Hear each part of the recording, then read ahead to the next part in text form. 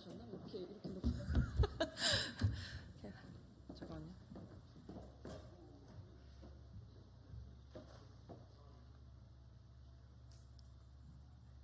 잠시만요. 제가 키가 별로 안 커가지고. 네. 네, 영상 기자님 되시면 시작하도록 하겠습니다.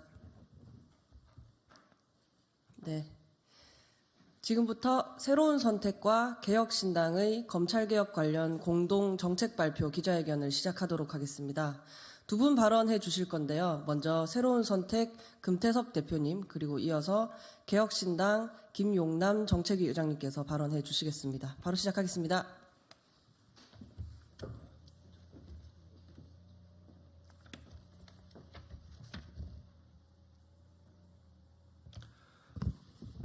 예, 안녕하십니까. 새로운 선택 금태섭 대표입니다.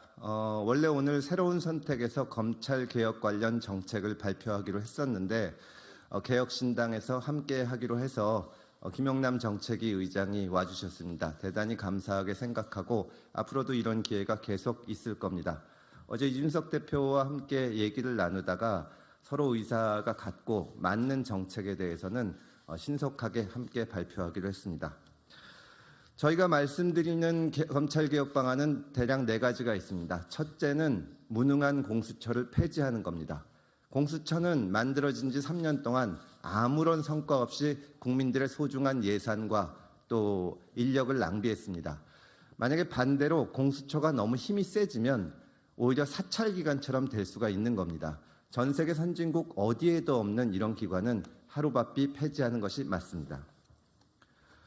두 번째로는 법무부 장관의 정치적 중립 의무를 법으로 정하겠다는 것입니다. 조국, 추미애, 박범계, 한동훈 장관까지 대통령 측근으로 분류되는 정치적인 인물들이 법무부 장관으로 임명되면서 법무부의 정치적 중립이 크게 훼손됐습니다. 미국 등 선진국에서는 법무부 장관이 검찰 개혁을 겸직하는 경우도 많고 고도의 정치적 중립성을 지킵니다.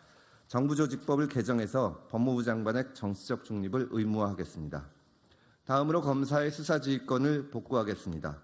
대륙법계 형사사법 이론상 사법관의 지휘를 받지 않는 사법경찰의 수사는 원칙적으로 존재할 수가 없습니다. 그리고 현실적으로 검수완박을 통해서 형사사법제도가 형해화되면서 많은 범죄 피해자들이 신속한 구제를 받지 못하고 고통을 받고 있습니다. 검찰 수사권을 수사지휘권을 복원하도록 하겠습니다. 마지막으로 지나치게 비대해진 검찰을 통제하기 위해서 직접 수사 전문기관인 특수부의 숫자와 직무 범위를 법으로 통제하고 대폭 줄이겠습니다. 미국, 프랑스, 영국, 독일 등 선진국에서 우리나라와 같은 검찰 특수부를 운영하는 것은 없습니다. 유일하게 비슷한 제도가 있는 것이 일본 검찰입니다. 그러나 우리보다 인구가 2.5배 많은 일본에서는 동경, 또 오사카, 나고야 3개에만 특수수사부서를 하나씩 두고 있습니다. 우리는 서울중앙지검에만 10개 가까이 되는 특수수사부서가 있습니다. 이것을 대폭 줄이고 검찰의 영향력을 축소하는 것이 검찰개혁의 정도가 될 것입니다.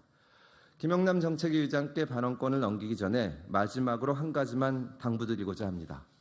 공수처 3년, 검수완박 2년, 그동안 검찰개혁은 한 걸음도 앞으로 나아가지 못했습니다. 성찰이 필요합니다.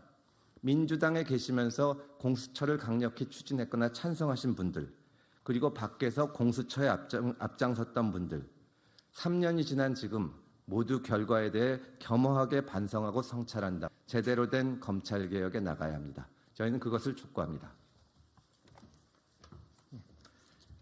개혁신당의 정책위 의장을 맡고 있는 김용남입니다. 오늘 이렇게 새로운 선택과 개혁신당이 공통정책으로 검찰개혁에 관해서 말씀드리게 된 것은 그동안 논의를 물밑에서 계속 진행해 왔고 적어도 오늘 발표되는 내용과 관련해서는 양당 간의 정책적 이견을 발견할 수가 없었습니다.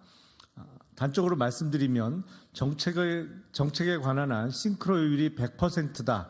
이런 말씀을 드릴 수 있겠습니다.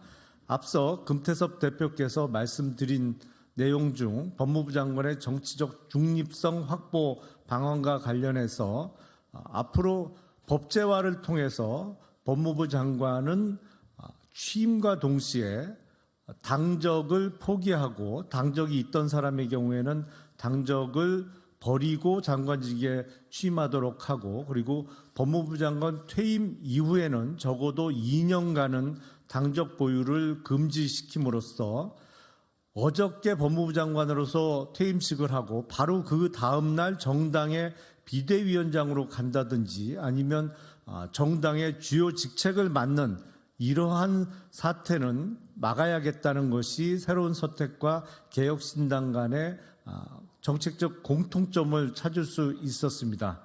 그리고 검찰의 수사지휘권 복원과 관련해서 부연 설명을 드리자면, 지난 민주당 정부를 통해서 이른바 검찰개혁 그리고 검수완박을 통해서 지금 현실적으로 나타나고 있는 현상은 그야말로 검찰 개혁 내지는 국가 형사사법 시스템의 붕괴로 표현드릴 수가 있습니다. 왜냐하면 이 억울한 피해를 당한 분들에 대한 형사법적인 구제가 계속 늦어지고 있습니다. 형사사건의 처리가 끝나질 않습니다.